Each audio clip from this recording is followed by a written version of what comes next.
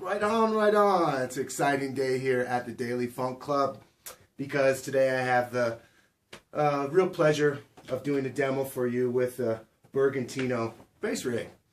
I met Holly and Jim at the 2018 NAMM show and spent a lot of time hanging around their booth over the course of the week, so I got to know them well and get to know their gear real well.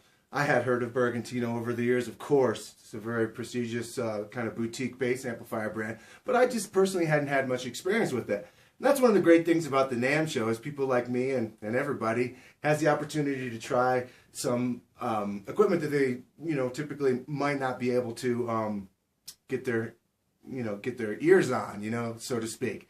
But it was a great opportunity for me, and as a result, I came away with a new relationship and a new sponsoring brand here at the Daily Funk Club. So I'm really excited about that. And so here we go. Let's give it a listen. We're going to listen to it a couple different ways today. I'm going to start with the jazz bass. This is an American, a USAG&LJB model. It has Nordstrand pickups in it and a Sadowski preamp.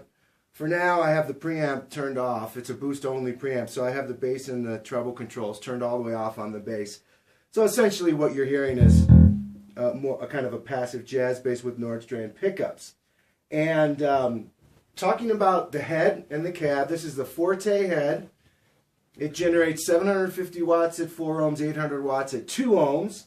It's very simple but sophisticated design. Sounds fantastic.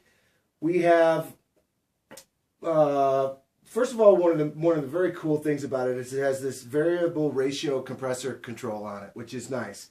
I have it set at about 12 o'clock, and I like the way that it sounds in that position. And again, I'm just getting to know this amplifier. This is my first demo that I'm doing with it. Down on the bottom here, we have input gain control, and then we have a big master volume, huge master volume knob, which is really cool. 4-band EQ, bass, low, mid, high, mid, and treble. Simple, just like I like it. And then we have a bright switch and a mute switch over on the right-hand side. There's an auxiliary input, so you can plug in your external audio device, whatever that may be, if you're practicing or you want to plug in a drum machine or whatever. The cabinet is the HDN 210 cabinet, which has two 10-inch drivers and a high-frequency driver with an attenuator. And it's the Neo series, so it's very lightweight. The head weighs 6 pounds. And I forget exactly what the cabinet weighs, but I'll put that in the comments or something like that. But let's get to hearing what it sounds like. All right. That's both pickups. Now we're going to go to just the front pickup.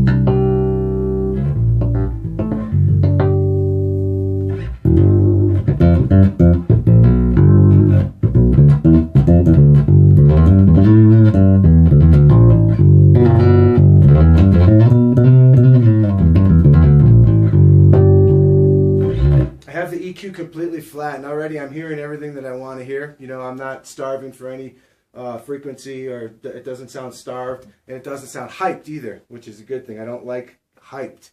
You know what I mean. When I say hyped, I don't like an amplifier that when the EQ is when everything's at noon, I'm already hearing a lot of bass and a lot of treble. I'm hearing sort of a smiley face kind of scenario, or this kind of boomy, sizzly kind of hi-fi kind of sound right out of the gate. I don't mind the hi-fi sound. I like to get the hi-fi sound when I want it. I like to have more of a transparent, natural sound to start with, and then from there, I like to be the one who decides how it's going to sound, rather than the amplifier coming out of the gate having its own sound, if you could follow me on that. So here, let's see what it sounds like with both pickups now. On both.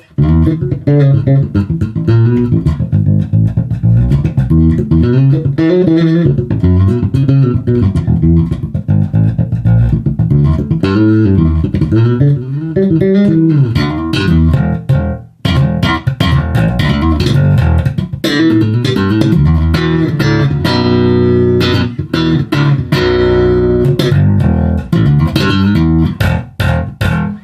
now we'll go to the back pickup.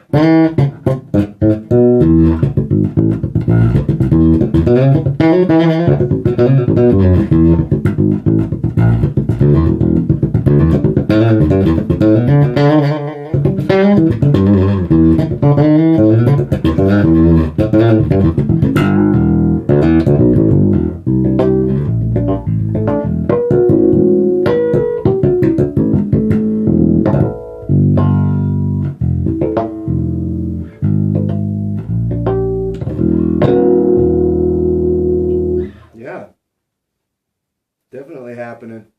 Okay, so now what I want to try and do here is to just make a few little adjustments to it. Let's see if we bring what happens when we bring the bass up a little bit. I don't want to go too crazy with the EQ and getting too loud in this room because it'll be counterproductive to this demo if it starts to hammer the microphone too hard.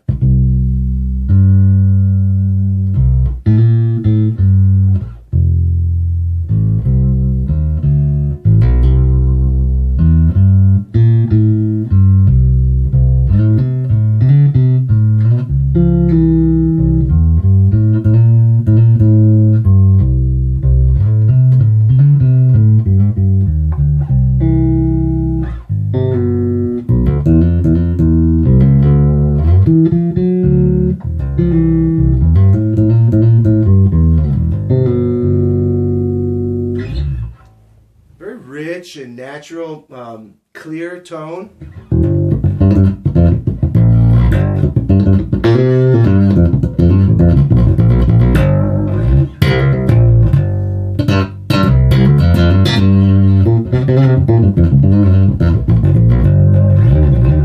So yeah, it sounds great with the jazz bass. We'll just say that it sounds great with all the different settings that I had, and so far my impression is that it's just a very natural, clear sounding, uncolored kind of sound. The speakers are tight, punchy. This is a small cabinet, very lightweight.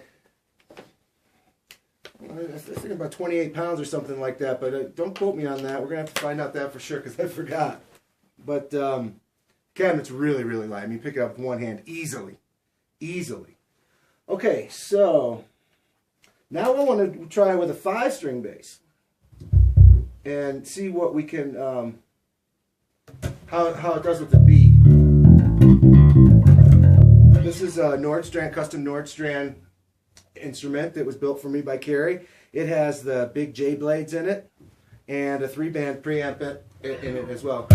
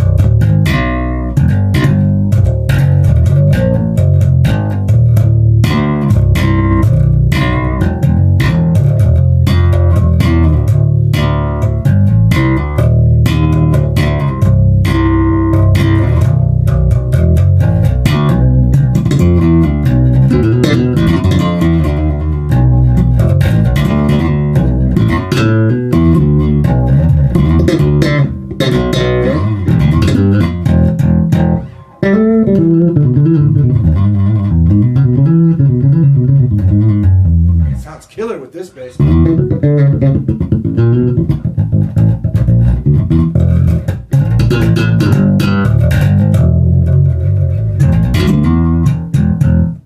Very, very nice. Let's see what it sounds like when we turn the bring the compressor back a little bit.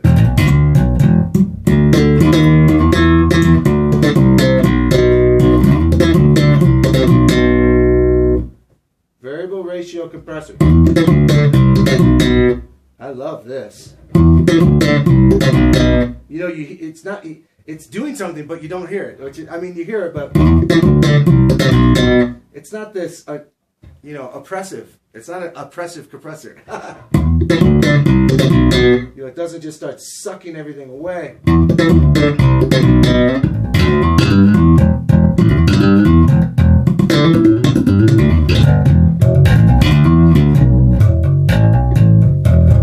I think with this bass, it sounds a little, the amplifier is a little bit more open when I turn the variable compressor up.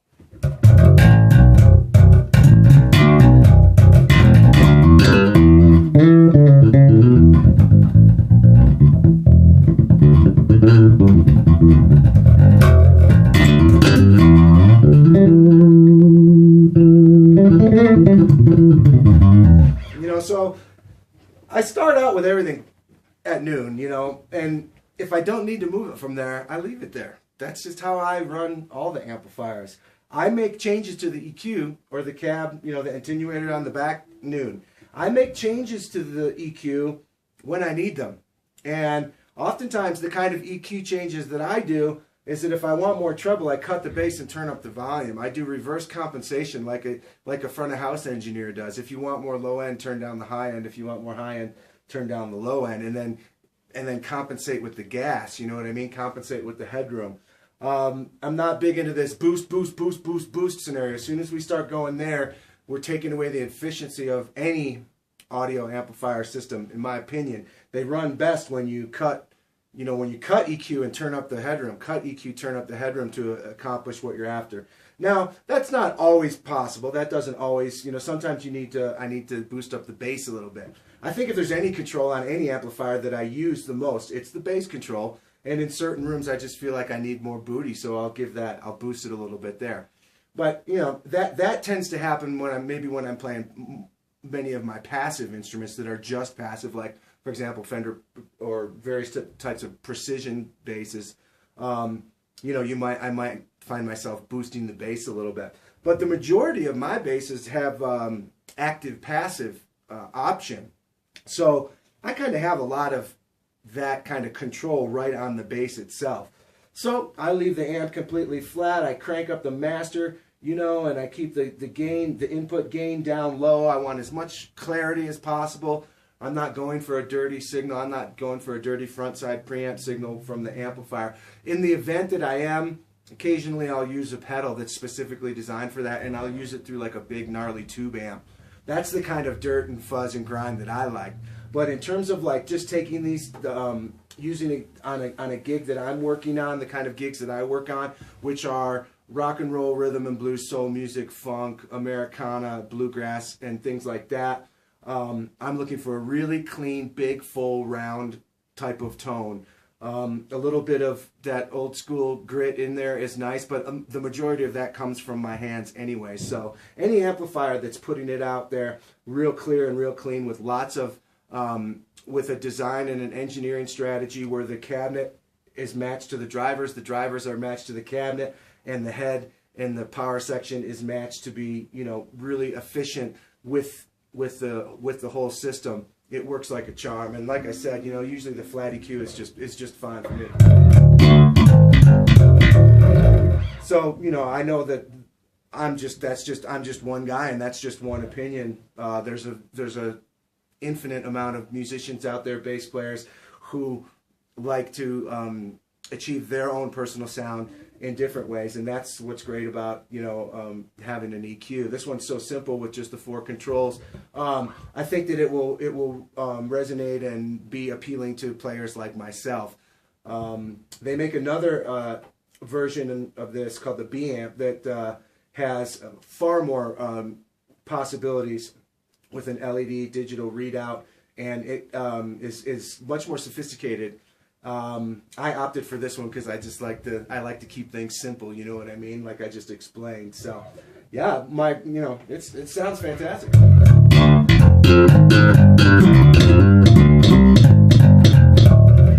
nice to have it here. You know, at the NAMM show, it's kind of a cacophony of sound and talking and distraction, and every 2 seconds one of my friends is coming by and waving, or I'm seeing a friend and I'm talking to people, and a lot of people are playing simultaneously in a giant hall, and it sounds like just like a giant reverb chamber. So it's nice to have it here in the comfort of my own performance or my own studio space, so that I can really kind of hear it, you know, without any distraction.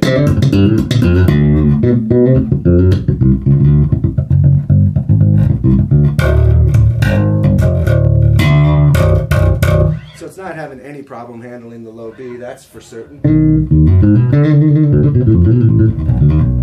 Another thing that I tend to do a lot is I dig in quite hard.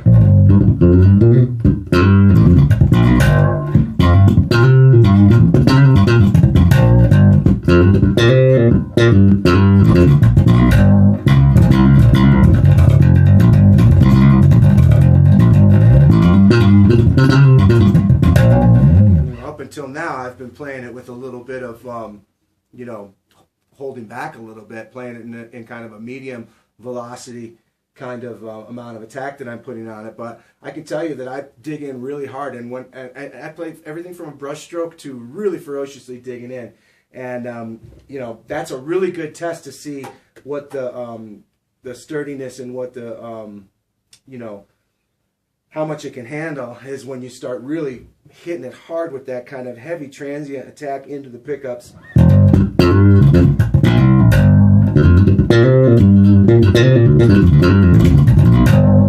And you know, another thing is that it starts to, when you're hitting it harder like that, the preamp, it's got an analog preamp, analog power section. It's gonna hit all that circuitry differently, and you know, when you hit it hard like that, it starts to really kind of open up and really speak. And one thing that I noticed, you know, right off the bat when I plug this thing in, is the first thing I do is just, you know, I just play a little bit, and then I start digging in hard on it to see where its threshold is. At what point does it say, ah, stop, you're hurting me? And this one doesn't do that. You know, I haven't been able to make it, you know, deny or fart out or fail or clip or just sound horrible or go into some raunchy digital distortion or, you know, power section denial or anything like that. Of course, this is just in here at the studio. I haven't taken it out on a gig yet. We'll see how it does on the gig. But for now, I mean, I can tell already it's built like a tank. You know what I mean? Like every component. You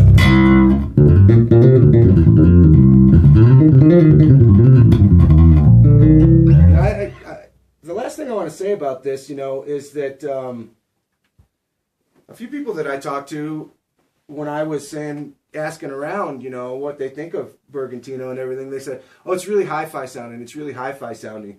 I kind of tend to disagree with that, right? Because based on my first impression, I think that it's very transparent sounding, very natural sounding, and it's capable of sounding hi-fi. But I wouldn't classify it as it's you know, it's only good for some sort of like super hi-fi, boomy, sizzly kind of sound, because for me it sounds like just like a great, clear, transparent amplifier, like they should. So you know, I don't know that I would want to contribute to that line of, you know, pigeonholing that it's a hi-fi kind of thing. It just sounds like it just sounds like a great. I mean, it can, for me, it has a vintage kind of you know, thing, you know, and so I wouldn't classify it as just a hi-fi rig. Definitely not. It goes to all the places that I need it to go, and like I said before, I mean, the types of music that I play are not your modern kind of stuff. I like old-fashioned music. And for old-fashioned music, typically I need an old-fashioned kind of a sound, or at least something that resembles that. You know, it's a sound that's built on those principles: big, round, full sound with clarity, punch, lots of headroom, lots of dynamic range. And so far from this today's experiences with the Forte and the HD and 210 cabinet, it takes me right there. I'm really, really excited about it. So that's what I have for you today. Thanks for watching this video. Thanks for watching all the videos. I'm looking forward to, there's another cabinet on the way that's I'll be able to use them both cabinets in the head out on my gigs, and then I'll be able to get real loud and real proud out on my, you know, my gigs when we're playing these big clubs, these big rock clubs and stuff like that. I like to have a lot of headroom and I bring extra stuff. Maybe I don't need it, but I like to have it because then I have tons of headroom, and I can fill up the stage and the venue the way that I want to. So I'm excited to get the other cabinet and take this stuff out on some gigs, and I'm just excited to be working with Bergantino, and look forward to showing you and letting you hear this stuff a lot more in the future. All right, friends, thanks for watching. See you next time. Bye-bye.